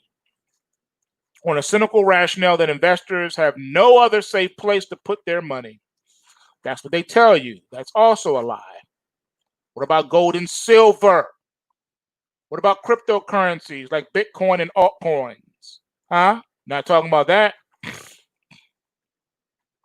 Two Americans who are already taxed heavily at the local, state, and federal levels will simply have to pay even more.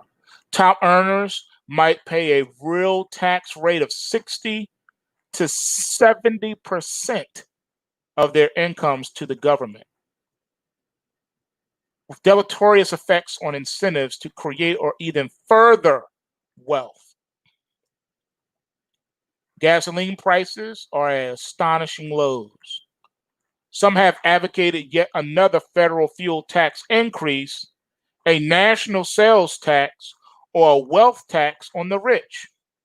The problem with constant increases in taxation is the ensuing culture of even greater spending that inevitably follows, and the destruction of individual incentives. Again, unintended consequences is what we call it.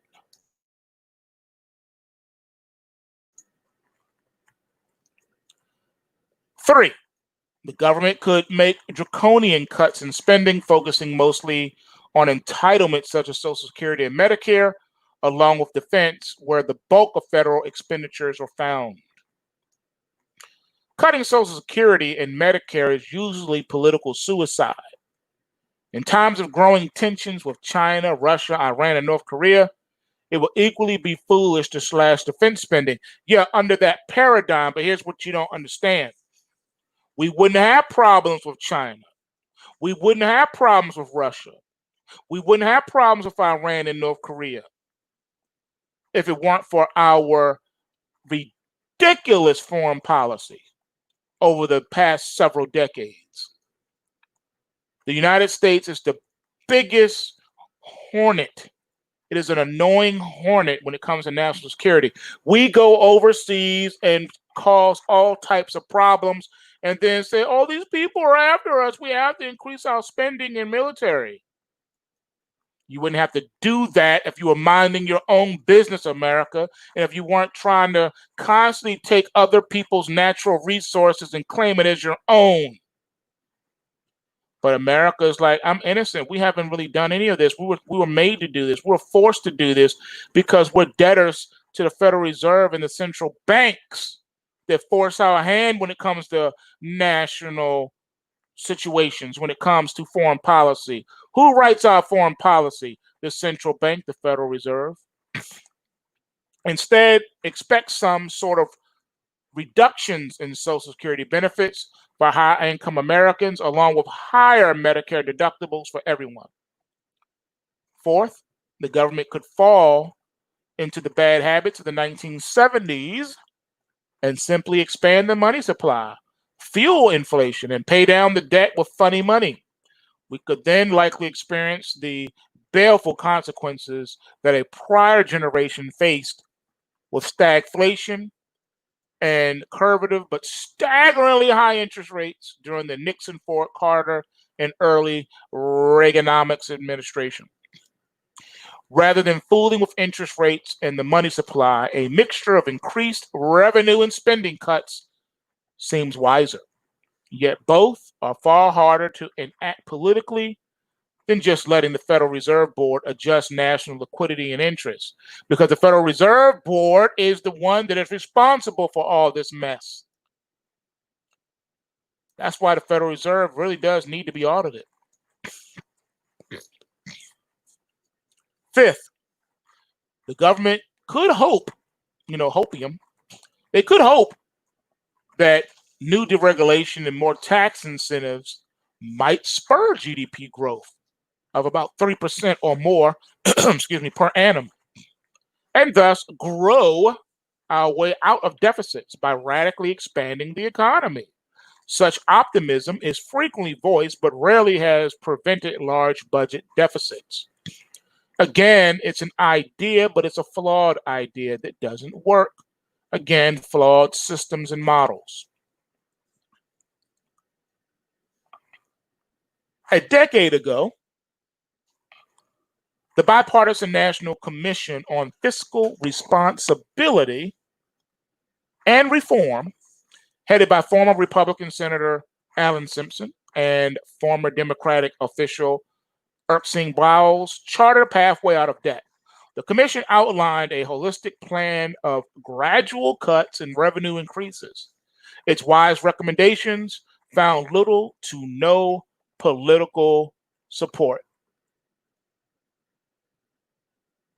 which is messed up. In the first 2 decades of the 21st century, however, the United States has faced 3 existential crises. The first was the 9/11 terrorist attack on the World Trade Center and the Pentagon, propagated by our own government, which prompted a global effort to fight radical Islamic terrorism, which had nothing to do with 9/11. Next, we had the 2008 financial crisis.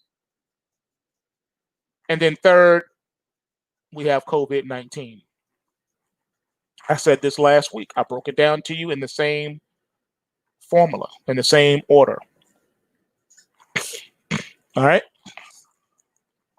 During the first 2 crises, we snapped back the economy with low interest rates, increased government spending, and larger annual deficits, and passed a greater long-term debt to another administration, another Congress, and another generation of Americans kicking that can down the road.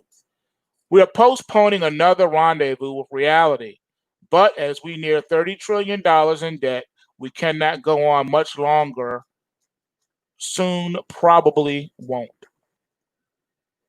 These are facts that people don't like to deal with because it's uncomfortable. Who wants to feel uncomfortable? Nobody wants to feel uncomfortable. Everyone wants to feel comfortable. So we try to avoid talking about things and dealing with things as we should. We all know it. But again, who wants to be uncomfortable? Nobody. Nobody. Nobody wants to be uncomfortable. So as I leave you today, I want you to think about some stuff. I want you to think about what's really going on. Think about what we talked about today. Think about what you heard here on this live broadcast. And just do the knowledge to stuff. Don't just, you don't want to be a nanny goat. All right? Just following along for the sake of following along. All right? Use your brain. Do what you have to do. Okay?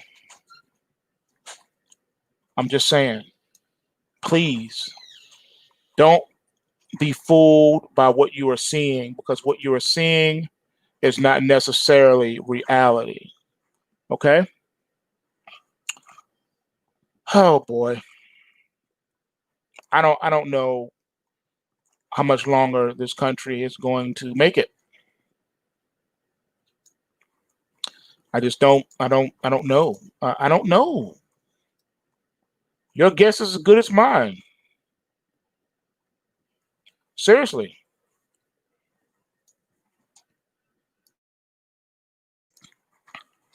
We have a lot of issues here. Like a lot. And I don't know if it can be done overnight. And it should also be noted. Is this a coincidence? The market suddenly soars as Charles Schwab and Robinhood suffer outages now. Schwab is having some problems, but Robinhood out again. If you're still doing business with Robinhood, you really need to check yourself. Why are you still with them? Get out of that. Leave that company alone. Go to a real brokerage firm. You can trade now commission free at most places now. Did you know that? They don't charge you no money. Okay? I'm just saying. Do the knowledge to stuff. Okay? We got a lot going on in this world. And you really do need to think about it. Think about what's going on. Think about it rationally and logically. Don't just be one of these ostriches with your head in the sand. All right. That's not good for anybody. All right. I don't know what else I can say or do, but I just don't know what I don't know what else I can say. How much more can you scream it from the rooftops to your blue in the face? I don't know how. I could go on. There's a whole lot more to cover, but I think we've long overextended our stay. Okay. So I'm a cut today's live here, and we'll save the rest for tomorrow. But we do have some more stuff to talk about, and we only scratched the surface. We're going to get deeper tomorrow down the rabbit hole. There's some more things I want to talk to you about. So we're going to do it. And all I can say is last week was dope. All right. The PulseWave price trigger report was kicking butt and taking names.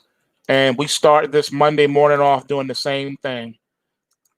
Some of y'all don't know what y'all missing. You cannot trade or invest without the PulseWave price trigger reports, ladies and gentlemen. Get your life. Stop playing around. PulseWaveTrading.com. And remember, bulls make money, bears make money, and pigs get slaughtered. So remember to take what you can and give nothing back. I'll see you guys in the trading room, and everybody else, I'll see you this evening for the end of day report. Peace. And don't forget, smash that like button.